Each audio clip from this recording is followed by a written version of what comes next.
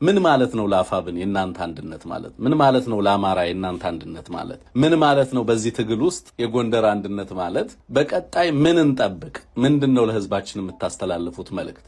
ለህዝባችን የምናስተላልፈውማ በቃ ጎንደር አንድ ሆኗል። ጎንደር አንድ ከሆነ ብልጽግና ገደል ገባ ነው የምልህ። ስለዚህ በቅርብ ጊዜ ውስጥ ትልልቅ ድሎችን ትሰማለህ። ትልልቅ ቦታዎችን ስንቆጣጠር የምትሰሙት ነገር ነው። ለካ እንዲህ ነው። በውጊያ አንድ ወደ ኋላ የሚል የለም። አመራሩ ከተመሪ ጀምሮ እኔ 34 ዓመት አገልግያለሁ በውትድርና።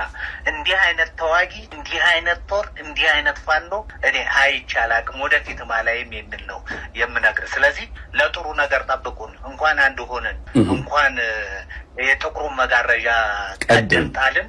አሁን በጥሩ ሁኔታ ላይ እንገኛለን። ወደፊትም በጣም አንጸባራቂ ድልቀኛ ጠብቁ ነው። በጣም እናመሰግናለን ኮሎኔል አበራ አዛና። አፋብን የበላይ እዝ አመራሮች ውስጥ አንዱ ነህ። እጅግ በጣም ደስ ብሎናል። በድጋሚ እንኳን ደስ ያለህ። አንተም ለጎንደር ህዝብ፣ ለመላ አማራ ህዝብ፣ ለአፋብን አመራሮች በሙሉ እንኳን ደስ ያላችሁ። በቀጣይ እንግዲህ የአማራ ትግል የሆነ ቦታ ከፍታ ላይ ደርሶ እንደምናይ ምንም ጥርጥር የለንም በእኛ በኩል። ለነበረን ቆይታ ከልብ አመሰግናለሁ። ሌሎች ጉዳዮች ሲኖሩን ወደ እናንተና ወደ አመራሩን ደውላለን። ለሰጠህን ማብራሪያ ከልብ ነው የምናመሰግነው። አንሙት ኮሎኔል አበራ አዛና ላይ የምንመለከተው እርግጠኛ ግና ካድሬ የሚባል አይኖርም። የታችኛውም የበላይኛው የመካከለኛውም አመራር በቀጥታ ፈርሶ እንደሚቀላቀለን አንጠራጠርም። በቅርብ ጊዜ ጎንደርን ነፃ እናደርጋለን ነው የሚለው ከብልጽግና ቁጥጥር ውጪ። በኮሎኔሉ ሲናገርም ሰምተህ ከሆነ እንግዲህ እኔ 34 ዓመት በመከላከያ ውስጥ ሰርቻለሁ፣ እንደዚህ አይነት ወታደር እንደዚህ አይነት አቅም አይቻል አቅም ነው የሚለው። እስከዛሬ ድረስ ከአንድነቱ ጋር ተያይዞ በርካታ ጉዳይ አንዳንድ ጊዜ ጉጋም ላለማድረግ ሁሉ የተገደድንባቸው ሁኔታዎች ነበሩ ነው የሚለው። ኮሎኔል አርበኛ ደረጀን ሰምተው ከሆነ ንግግሩን ሙሉውን ንግግር ሰምተህ ከሆነ ማለት ነውና አጠቃላይ ፖለቲካዊ አንድምታው ምንድነው? ወታደራዊ አንድምታው ምንድነው? ለብልጽግና ምን ማለት ነው? ይሄ ለአማራ ምን ማለት ነው? ለለውጥ የሚታገሉ ኃይሎችስ ይሄ ምን ማለት ነው የሚለው እናነሳው ብዬ ነው። አስንሞት መልካም። እንግዲህ ለአንዳንድ ሰው ምናልባት ግር የሚል ነገር ካለው ትንግርት ፋኖ አንድ ሆኖ አፋብን ተመስርቶ የለም ወይ? ስለምን ሌላ አይነት አንድነት ነው የምታወሩልን የሚል ሰው ግር የሚለው ካለ ይሄኛው ምንድነው እንግዲህ መሰረታዊ ችግሮች ቅድም ሲጠቋሙ የነበሩ በኮሎኔል በኩል ለምሳሌ ጋራ ስምሪት ለመስጠት መቸገር፣ የእዝ አመራር ለመመደብ መቸገር። አጭር በጣም ወሳኝ መልእክት ነው።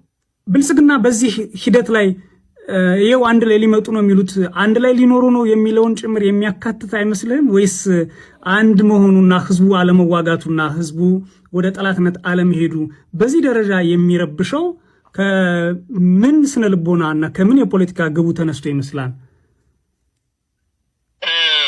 አይተህ እንደሆነ ጠቅላይ ሚኒስትሩ በፓርላማ ባደረገው ንግግር ውስጥ በአንድ ክልል ውስጥ ህዝብ በሰላም መኖሩ ራሱ እንደሚያስገርመው እንደሚያስቆጨውም ጭምር በሚገልጽ ቶን ነው ሲናገር የነበረው። አማራ ክልል ከሚኖረው አማራ ይልቅ ኦሮሚያ ክልል የሚኖረው አማራ በሰላም እየኖረ ነው። ትግራይ ክልል ከሚኖረው ትግራይ ይልቅ ከትግራይ ውጭ ያለው ትግራይ በሰላም እየኖረ ነው በሚል ልክ ከአማራ ክልል ውጭ ያለ አማራ ውሎ ማደሩ እንዳስገረመውና እንዳስቆጨው በሚገልጽ መንገድ ሲናገር ነበር። ከዚህ በፊትም በይፋ ያለምንም መሸማቀቅና ሀፍረት ጎንደር ላይ ሎጅ ስለተሰራ ጎጃም ሰው አኮረፈኝ፣ ጎጃም ላይ ነገር ስለተሰራ የጎንደር ሰው የሚል ደግሞ ለመናገር እንኳን የሚያሳፍር አገላለጽ ሲናገር ነበር። በአንድ ህዝብ አንድ ቋንቋ በሚናገር ህዝብ መካከል እንኳን አይደለም የተለያየ ቋንቋ የተለያየ ባህል ባለው ህዝብ መካከል በአጠቃላይ በቃ መሰረቱ የስልጣን መሰረቱ ልዩነት ነው፣ ቀውስ ነው። ከዚህ በፊት በርካታ የኢትዮጵያን ክልል የሴኩሪቲ አፓራሰሶች ተጠቅሞ ከትግራይ ጋር ደም አፋሳሽ ጦርነት እንዳደረገ ይታወቃል። እሱን እንደጨረሰ አርበኛ ዘመነ ካሴን በንግግሩ እንደገለጸው በተለይ ከፕሪቶሪያ ማግስት የትግራይ ኃይሎችን አሰልፎ አማራውን ለመውጋት ከፍተኛ ጥረት አድርጓል። ይህን የሚፈልገው በነገራችን ላይ የጉልበት ብልጫ ለማግኘት ብቻ አይደለም። በአጠቃላይ የፖለቲካ ስብራት ለመፍጠር፣ ማህበራዊ ትስስሩን ለመሰባበር፣ በህዝብ መካከል የሚኖርን ማህበራዊ መስተጋብር ለአንዴና ለመጨረሻ ጊዜ ሰብሮ እሱ የሁሉም ብቸኛ አዳኝ እና አስታራቂ ሆኖ መታየት የሚፈልግ ነው።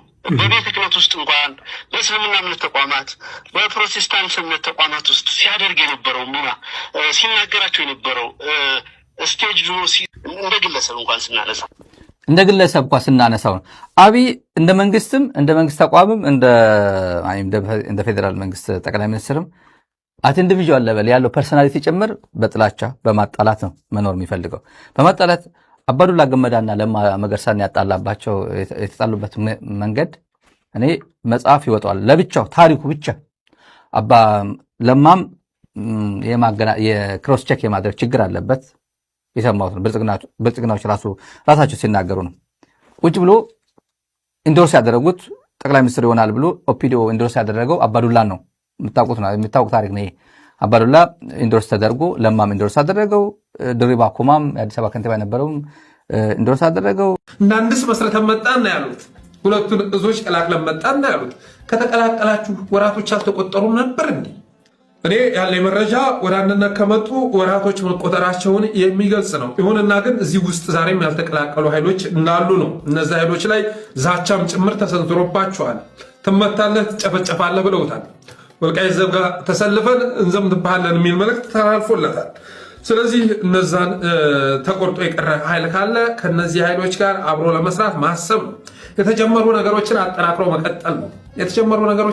መቀጠል ነው። ከትግራይ ጋር የተጀመረው ከጉምዝ ታጣቂዎችም ጋር ከወላም ጋር ከሁሉም ጋር የተጀመሩ ነገሮችን አጠናክሮ መቀጠል ያስፈልጋል። ወደኋላ መመለስ አያስፈልግም። ሁሉ ነገር ተወጥኖ ብልጽግና ከ4 ኪሎ ሊገረሰስ አንድ ዓመት ሲቀረው የማትረፍ ስራ ሲሰራ ማንነት እንዳይፈርስ እንዳይሰነጠቅ ምናምን ብላችሁ ህጅም የሚሽለጠለጥ ይኖራል ብዬ አላስብም። በዛው ዓላማ ሰጥለጥ መጓዝ ነው ያለበት። እስካሁን ድረስ አማራነት ተመስርቶ ወደ ትግል ገብተናል ማለት አይቻልም። እንደ አማራነት ስንሰባሰብ የነበረው አፍራሽና ቀያሽ ነበረ። ገብቷል። ስለዚህ ቀያሾች ወደፊት ገስግሱ፣ የቀጠናውን ኃይሎች እያስተባበራችሁ ገስግሱ። ከዚያ በኋላ ባሉ ውስጣዊ ነገሮች ላይ እንመክራለን። ይህንን ዘመቻ ላይ ያደናቅፍ የሚሞክር ይሄ ክረምት ካለፈ ብዙ ነገር እንደሚጠበቀው አይገኝም።